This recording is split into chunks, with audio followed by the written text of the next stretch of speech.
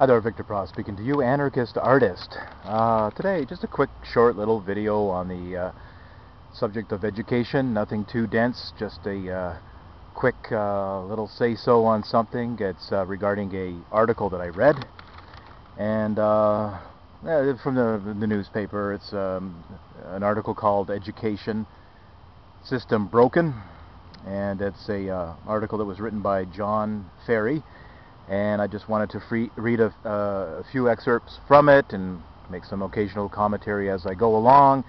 It's dealing with the education system in British Columbia and more or less in the Vancouver area.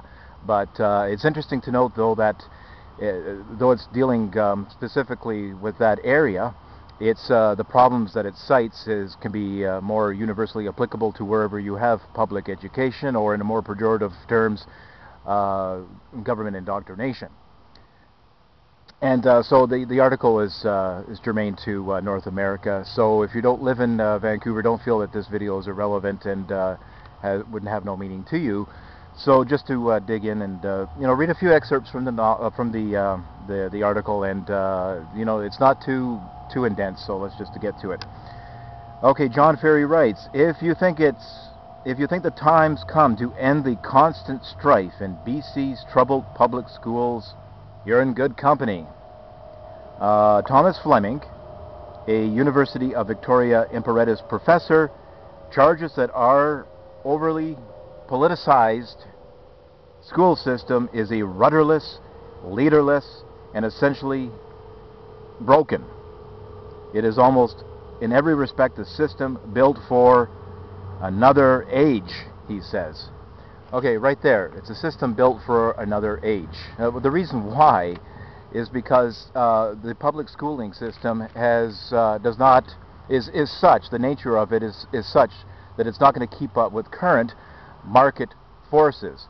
So where you have an ever-expanding free market force of innovation and improvements and redirection and advancemthis, where we come out of the horse and buggy age to the age of the automobile, to electricity from the candle age, this system has remained in the Stone Age since its founding. So it is archaic.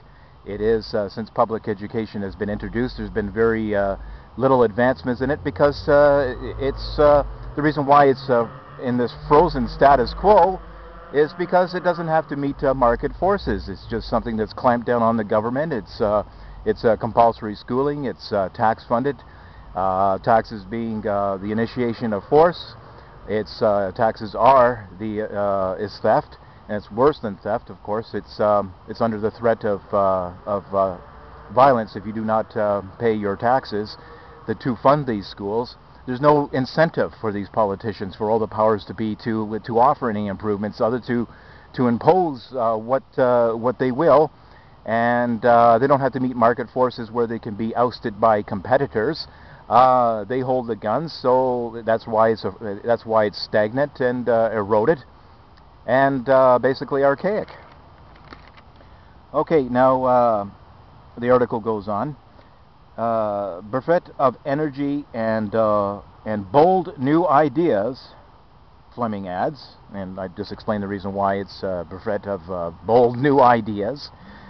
It's a system that's profoundly distressed and crying out for rejuvenation, with an education ministry that's floundered since the 1970s. So that's just to say that's gotten progressively worse. It's always been a rotten system that has eroded over the years, but at the speed of which that erosion took shape began in the 1970s, where it took an accelerated rate. That's what that means.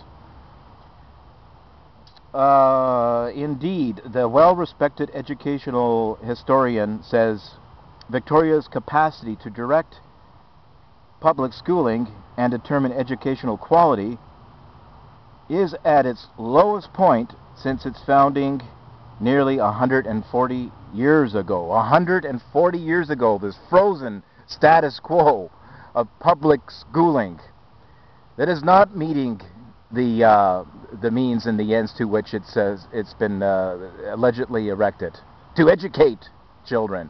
The literacy rates are outrageous. Of course the public schooling system is failing. But nobody really wants to identify the reasons why, because that would open up a whole can of worms and would overthrow people's mental apparatuses and to question the very roots of this paradigm. So people are shy. They just go on about, you know, reform and you know, like reform. How about change? Just how about a fundamental change? Okay, Fleming says public schooling in BC mostly revolves around meeting the needs of teachers, administration, and other insiders, rather than those of the students, parents, and the general public. Well, of course it's meeting all these powers that be and the layers of crust that encompasses public schooling, because again, they do not have to answer to the customers, the students, the children, or the parents. You know, if you're in a free market, it simply comes down to this. If you're in a free market and you're entering in competition with other people in a similar field, of course you have to offer the better mousetrap. You have to offer better services. You have to offer greater customer service. You have to offer a good product. You have to offer all types of incentives and goodies for a person to shop at store A versus shop B. But when you hold a monopoly on something, a near monopoly, and backed up by force, you don't have to compete for anything. So of course all these parasitical people don't care about the students or the preferences of the teachers. It's when you have a gun, or you have authorities that are holding up the system, backed up by compulsory education and by the force of a gun. When you get down to you know, to the actual roots of how the system is propped up and maintained, of course it's under the threat of violence. So that's the whole point. Is that they're just looking out for number one at the expense of the student, whereas it's okay for all of us to look out for number one. But in a free market, how you look out for number one is to offer better services so that customers voluntarily come back to you, because you are seeking a profit. And how you gain and seek a profit is by offering legitimate and useful services that people voluntarily come to you for. And if they don't find their needs being met there, they will go elsewhere, and it also will create new markets, where in a market where the appropriate talent is lacking. If there is a demand, if there is a need, there will be a supply. Okay, for the most part, it's dominated by the all are bureaucratic in nature. Well, of course they are. Of course it's bureaucratic in nature. It can't be otherwise. Anti-visionary and unimaginative in outlook. Prescriptive in behavior, non-cooperative in manner, anti-technological in practice, and committed to the status quo. Of course it's committed to the status quo. Again, what's the incentives to improve, to actually get the job done of educating children? There is no incentive. There's an incentive to suck on the tit of the government to get more and more, but not actually to meet market demands, because there is no competitors in public education. Not of any serious sort. Of course, there is private public schools, but they're heavily regulated by the government, and it's the government that holds a sheer monopoly over this form of education.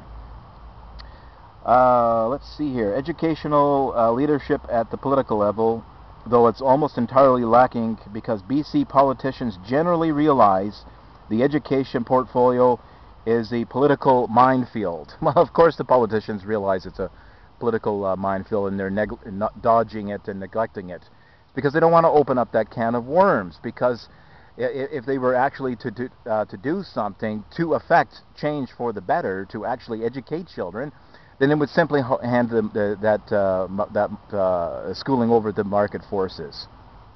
But they're not going to do that. But the reason why they won't do that, of course, is probably another entire video. I just want to make this short and sweet and just vent, so to speak, after having read this article. Victor Pross signing out. Anarchist artist. Pop goes the culture.